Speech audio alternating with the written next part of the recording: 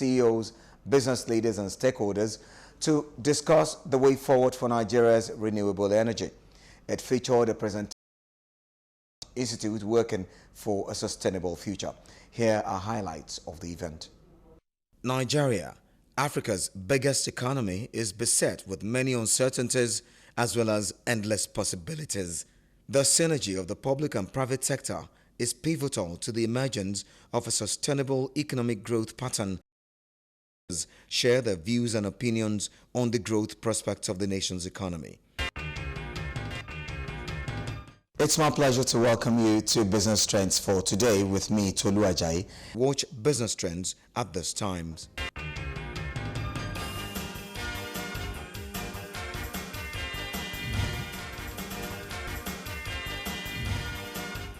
Nigeria's major public-private policy advocate, the federal government had its inaugural Nigeria Renewable Energy Roundtable with the private sector in Abuja. Giving the opening remarks at the event, the CEO of the NSG, Mr. Ajayi, shared the objectives of the roundtable. What really do we want to achieve with this kind of roundtable? First and foremost, we want to focus, we want attention. And our expectation at this roundtable is that we will be able to at least do 6 key things. 6 key things. Number one, we'll be able to establish a renewable energy business dialogue platform with renewable energy companies and rural electrification agencies to find out a dialogue platform going on. Secondly, we want to design and adopt innovative financial instruments to attract high-quality solar companies to invest in off-grids, and not only solar, even biomass, wind, to invest in hybrids projects. And we hope that in doing this, we can have at least 5 solar companies for commencement of installation of at least 500 SME solutions very early in the new year. Thirdly, our expectation is that this roundtable will encourage innovation, research and development for made in Nigeria innovations based on an already established plan developed by the Nigerian Energy Support Program with a goal to fill all vocational training places on the 11 existing facilities in Nigeria soon.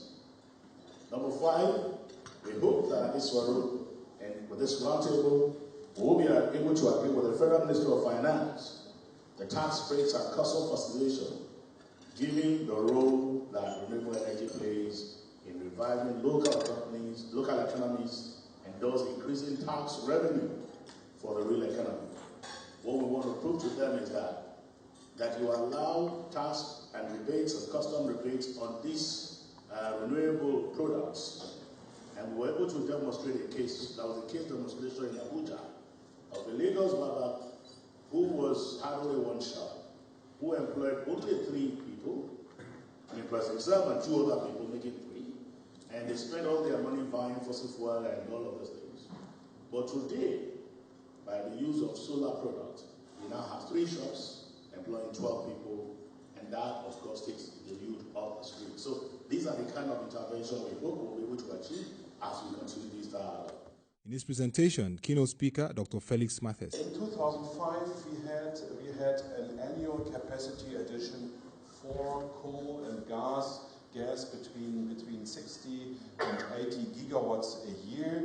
That came down until 2016. The last numbers we have up until from 2016 are more at the level of 30 to 40 gigawatts. So there's a very clear downward trend, and we have a very clear upward trend by renewables. I think last year the global capacity additions for PV have been 75 gigawatts, and the global capacity additions for wind have been a bit less than 60 gigawatts. And if you have a look to the trends, then you can see here there is a massive growth globally. And the key question is if we in a few years will reach the 100 gigawatt capacity additions for PV in solar energy, what will be the Nigerian share?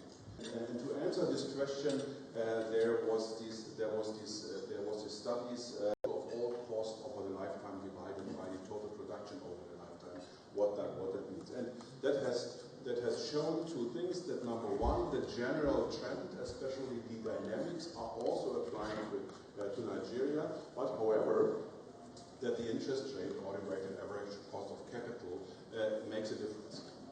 And I will come back to this later. But I think this trend shows, and if you have a look on this map 5 years ago, the numbers have been totally different. And so there's a downward trend, and there is something the global market will, because this is not the end of the story.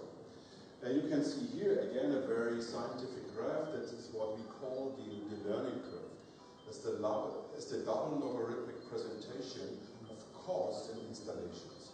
And there is a rule of thumb that by doubling the installed capacity, the specific costs are decreasing on a certain rate. And what we can see here, we all know this from PV, that we are on a long journey when each doubling the global capacity of PV, the specific costs came down between 15 and 20%. So this is this learning curve for PV. Mr. Kyari Buka, chairman of the NESG, speaks on the event and the renewed drive for effecting an agenda for renewable energy in Nigeria. The Vision 30-30-30 should have 30% of the 30 gigawatts of power that we would be generating must come from renewable energy. Renewable energies in a very simple way is solar, wind, hydro, and biomass. And the beauty of the renewable energy systems is that they tend to be micro or mini grid to produce 1,000 megawatts, for example. You can have them in small chunks, 10, 20 megawatt plants that could come to market within 2-3 months. And if we can do this distribution, then Nigeria's energy gap could be quite quickly closed, and we will be on the trajectory of the inclusive economic development or economic growth that we all aspire. Megawatt systems in, say, solar would generate approximately 200 to 300 jobs, whereas 1,000 megawatts built using gas or whatever would probably create 200 or 300 permanent of renewable energy systems. The trained technicians would have a lifetime job of maintaining, replacing, fixing, troubleshooting, and so on and so forth. So it will have a more impact on lives of people and on our economy. Dr. Felix Matthes speaks on the critical issues that will shape renewable energy. For the big investments, the World Bank does these for the big projects. But what is the answer of this financing to making financing cheaper for the decentralized operators? And we need revolving funds or other financial mechanisms. But we also need a lot of education, because we need skilled labor force. It's the labor force that's much more organized, that all is doable, and that all costs not that much money, but it must be taken into the political focus. If you compare the cost over the lifetime with the production over the lifetime, it's much cheaper than many, many other options. The key challenge is that the upfront costs are high. There are financial mechanisms which could overcome this trap, because if you don't go for investments that are cheaper over the lifetime because you have not the money to invest, then you are too poor to save money. And that it is all about. And there are financial mechanisms alone, but to make capital available at lower interest rates, that you get enough power to save money. The 30-30-30 electricity agenda of Nigeria is targeting a 30% renewable energy contribution of 30 gigawatts to the country. This, though a laudable effort, can be achieved. Business Trends for today with me, Tolu Ajayi. Watch Business Trends at this time. Welcome back. It's Business Trends here on Galaxy Television. At the 2017 NSC Bloomberg CEO Roundtable, Dr. Odoyin Salami, a Nigerian economist, a member of the Monetary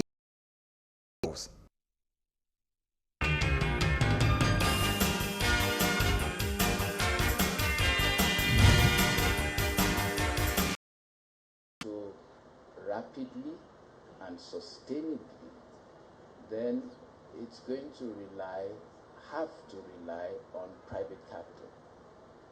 And the question, and that particular question gets answered in part when you ask what for me is the second question. What role will the price mechanism play in Nigeria's economic arrangements? As of now, create a price mechanism that moves us away from some of the opaqueness that we have seen in the past year. For me, these two questions are very, very important. If we don't protect private capital, then we will not get private capital. End of story. If the price mechanism isn't allowed to work and work properly, there are, like already advised long ago, a tightening. We still expect what happens to the US dollar. A continually strong dollar is what we're seeing and what we're expecting.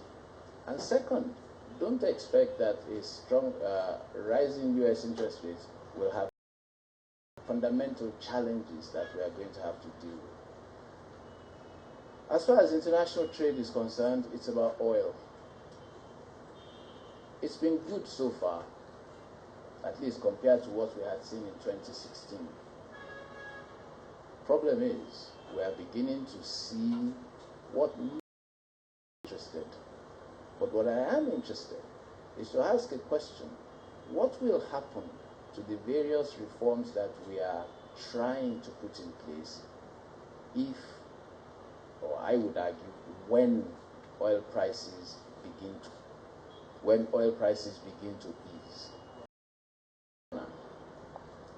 Oil growing, even though the last GDP number suggests that Nigeria is still shrinking, but the rate of shrinkage much reduced.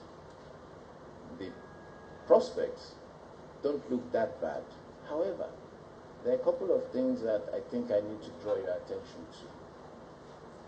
The first is that this economy remains very concentrated, because when we talk about innovating our way out of recession, Nigeria is that's too limited a challenge or too limited an ambition. What's more interesting is what happens to us once the numbers show the positive that we are looking for. If you look at this, what Nigeria is an economy dependent on 6 major sectors. There are 46 in the GDP numbers, but we're dependent on 6. 6 of them are 80% of total output. Agriculture is about 23%, and that's you have oil and gas, which is 9. You have manufacturing, which is 10, real estate, which is somewhere around about 7, and that's our economy gone. So one of the big challenges around our innovation out of a recession is how do we continue to grow those drivers, those output drivers for the economy? Because right now, we are still a very concentration coming down. But I caution that please be mindful of how you interpret the inflation numbers. Yes, inflation is down 16.3, but look at the month-on-month numbers, and they continue to rise. And those rising month-on-month numbers are actually telling us something, because those are the more recent reflectors of where costs are. Costs, when Africa's inflation is somewhere around about 5.5–6% on average, that creates a major competitive disadvantage for Nigeria. Let me add to this that at 16%, anything beyond 12% in terms of inflation is very bad for Nigeria. Why? It actually adversely affects economic growth. So we've got to rein back inflation exchange rates. Ah, yes. Finally, Nigeria has made it. We're at 300 and I think it's 73 on NAFEX. But don't forget again, we've got about 6, or is it 5 exchange rates from 305 through to about 370 or thereabouts. Profile would improve if you had a consolidated exchange rate and it was really market determined. Everybody says they would like interest rates to come down, and that, of course, is the third leg of the cost profile. You want interest rates to come down. Forgive me, I'm a university academic. Interest rates, asset erosion, which is inflation, and third, the project risks or the risk of the economy generally. Let's deal with all three. Risk of asset erosion. If inflation is 16% and you want interest rates to come down, then you've got to think about bringing inflation down. If the biggest borrower or the most secure borrower is of the same tenure at different rates, just in case you hadn't figured it out, DMO 90 days, 14%, central bank 90 days, 18%. Interesting, and I wonder why. But the key point for me is that imagine you had an exchange rate into market determined. The domestic currency